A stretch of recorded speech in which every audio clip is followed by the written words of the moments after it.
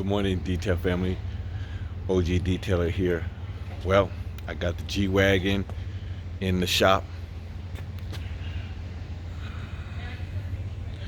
Yeah, so this is the test area that I did. As you can see, it still looks good. Didn't come back. There's some of the damaged area on the hood. Down here on the rubber. Down here on the fenders, which are rubber.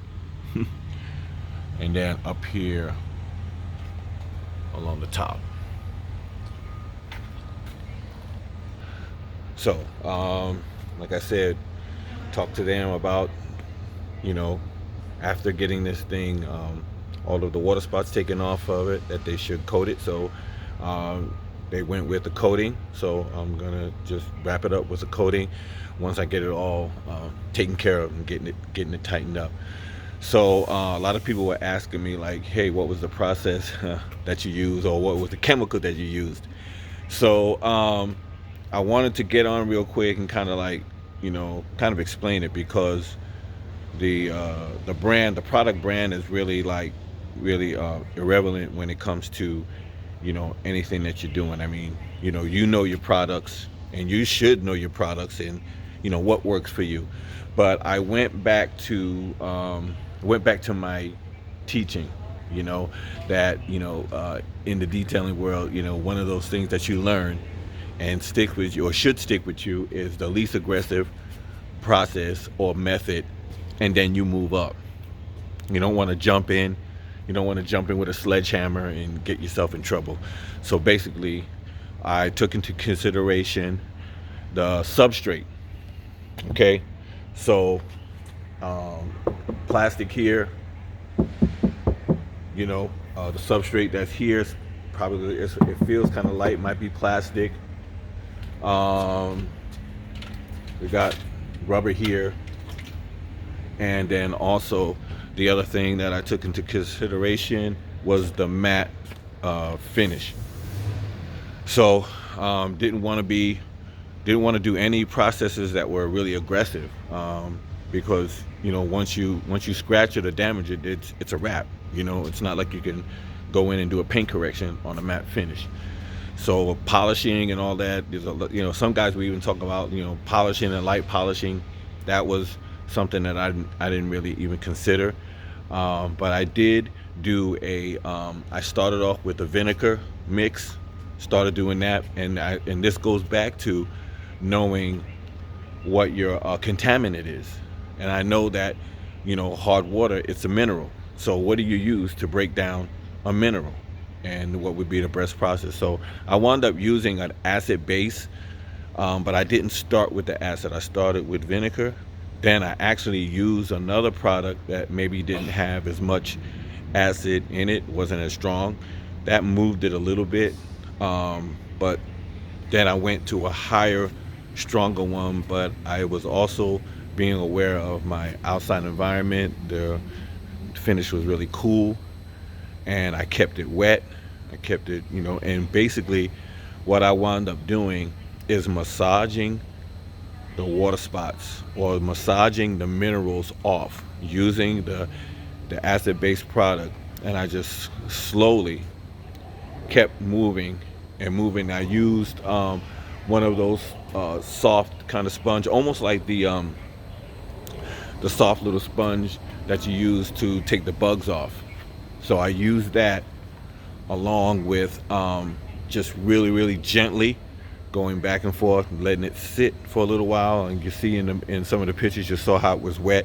I kept it wet, and then I just kept moving it. Kept moving it, not rushing, not trying to go all through it. It was one of those processes.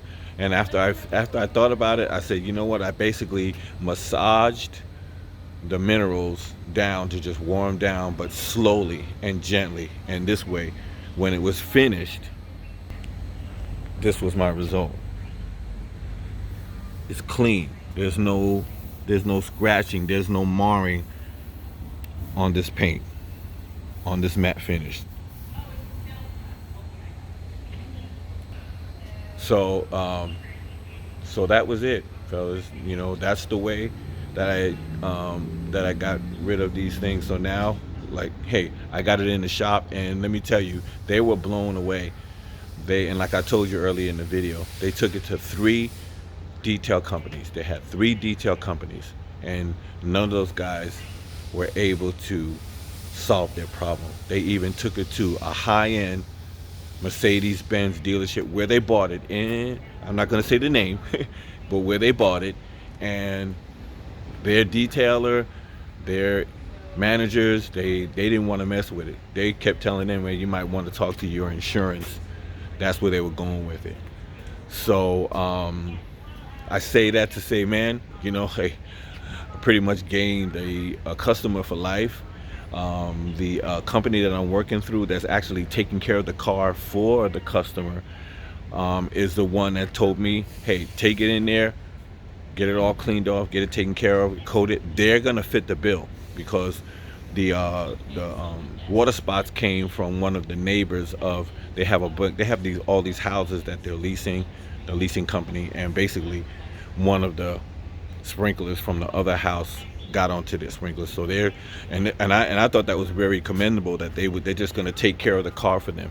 And then he even asked me, he pulled me to the side and said, hey, can you maintain this thing? We'll just pay you to maintain it. So they want to put me on retainer, man, just to maintain this person's car. I mean, so anyway, just wanted to kind of let you guys know that. And I got my office manager in there, Cherie. Hi. Yeah, so and I have something sitting in here waiting for a coating as well. But anyway, yeah. So anyway, fellas, hope that helps everybody. Like I said, I think that our experience and our knowledge is something that really kind of sets us apart from from other people, other detailers, other companies. That experience, that training, all those certifications, man, get that knowledge, man, because it's key. Even to the fact that we give you kind of the confidence to actually try to even take on, a project like this. Just knowing, being able to just, step out there, being confident in what you know and your processes.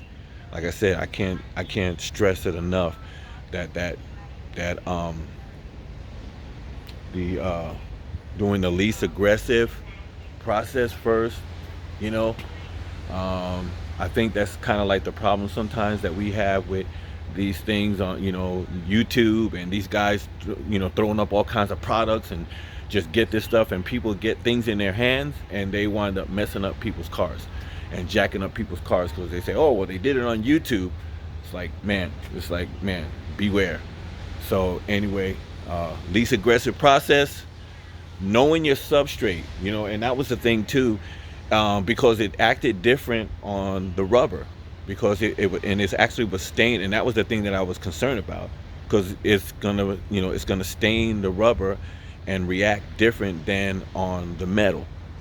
So you have to know that going in, what your substrate is, what your paint is the matte finish, how is it adhering to the paint differently than it would a regular paint job or a clear coat paint job. Because you can go on a clear coat paint job and you can just go in and just hammer down some of the water, some of the water stains. I mean, some of them are below, or below surface, usually, sometimes if they're there a long time. But you can't jump on it with a polisher and just mow them down on a matte finish. But so that's kind of like the difference. Least aggressive, knowing your substrate, and then knowing your chemical, knowing the product that you have in your hand that you're using, and knowing the contaminant, whether it be paint, whether it be what's the basic makeup of paint when you're trying to take it off of a car or something like that, or what's the basic makeup of cement, or whatever it is that's stuck on the paint. Knowing a little bit about that, even if you got to do a little research, a little homework, I think that you guys will be better for it. And hey, these guys are they were so wild that it was like, dude, this guy's like trying to call me for all kinds of stuff right now. And like I tell you, I was in the middle of Beverly Hills, and for some reason, lately I have been getting called to, like, back to LA, literally back to LA, and getting called back for some really high end stuff. So anyway, I just wanted to tell you that, guys, and you know, just wanted to drop that, man, and just tell you guys to have a good day, have a blessed week, just keep going. Post COVID, man, there's a lot of guys out there that are still killing it right now, you know. So but happy detailing, and keep shining.